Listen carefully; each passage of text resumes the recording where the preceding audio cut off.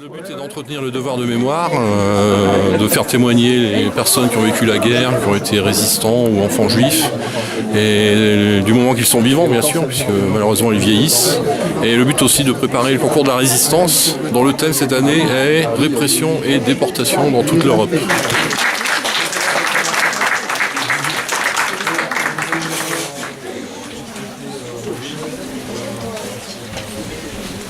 Bonjour à toutes et à tous. Eh bien, je voulais vous dire que Pierre et moi, nous sommes très contents de venir à votre rencontre et puis que je souhaite que cette matinée soit fructueuse. Voilà. Bien, moi également. Je suis ancien résistant, non pas de la région du Nord, mais du Limousin. Je suis né dans le Nord après-guerre seulement, j'ai vécu la résistance là-bas, où il y avait une grosse concentration de résistance et beaucoup aussi de réfugiés, beaucoup de juifs cachés même, dont beaucoup ont échappé grâce à la solidarité des paysans en particulier.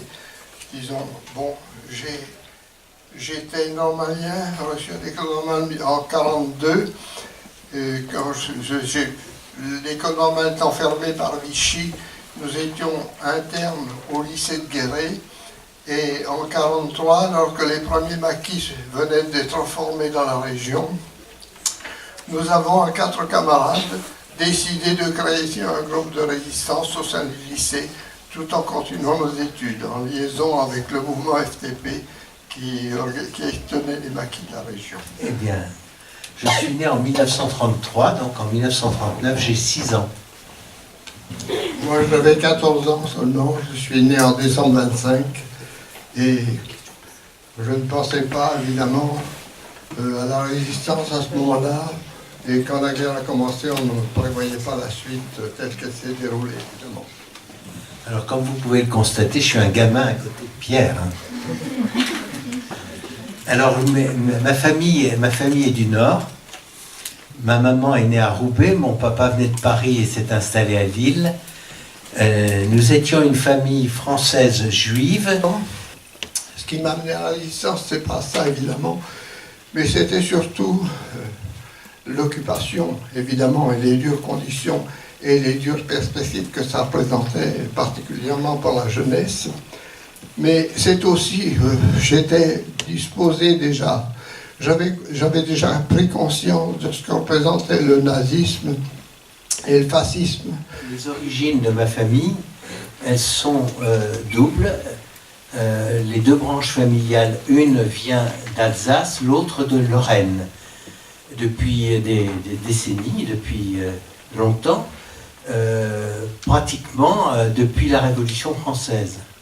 Donc famille française, de confession israélite, donc, mais pas pratiquants, nous sommes complètement détachés de la religion dans ma famille, ce qui n'empêchait pas ma mère d'avoir des traditions, les traditions juives qui sont bien connues de tous, hein, et on fêtait les fêtes juives de façon laïque, mais pas religieuse. Dans l'appartement qu'occupait ma grand-mère, qui vivait à Paris, mais qui se trouvait à cette époque-là à Pau, donc nous avons pu nous installer à Paris, et mes frères ont été scolarisés au lycée Buffon, et moi-même, j'avais 7 ans, j'étais à l'école primaire de la rue Blomet dans le 15e. Voilà. Ma maman, d'origine roubaisienne, avait un papa qui était brésilien, né au Brésil, et vous savez pourquoi? Eh bien parce que sa famille lorraine n'avait pas voulu devenir allemand au moment de l'annexion de la Lorraine par la défaite de 1870. Il faut que vous sachiez qu'après l'armistice de juin 1940, la France met à sa tête le maréchal Pétain, qui devient le chef du gouvernement, et il organise dès son arrivée au pouvoir des mesures qu'on peut définir de mesures discriminatoires à l'égard des Juifs qui sont en France, et il va faire promulguer le statut des Juifs qui va organiser certaines humiliations et certaines interdictions dans la vie des Juifs qui sont en France.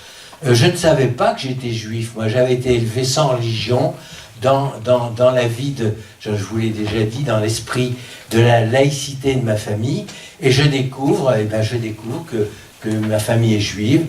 Et nous allons devoir faire ce que tous les Juifs qui étaient en France à cette époque-là ont dû faire, c'est-à-dire nous protéger, éviter de nous faire arrêter, et puis dans un deuxième temps, nous cacher. Et je serai, à partir de 1943, un enfant caché. Parce que vous savez que les Juifs étaient indésirables et que le régime nazi, la loi de Nuremberg de 1935 en Allemagne, qui avait chassé les Juifs d'Allemagne, s'est étendue en France avec le statut des Juifs que le maréchal Pétain a fait appliquer. Donc les Juifs étaient tous menacés.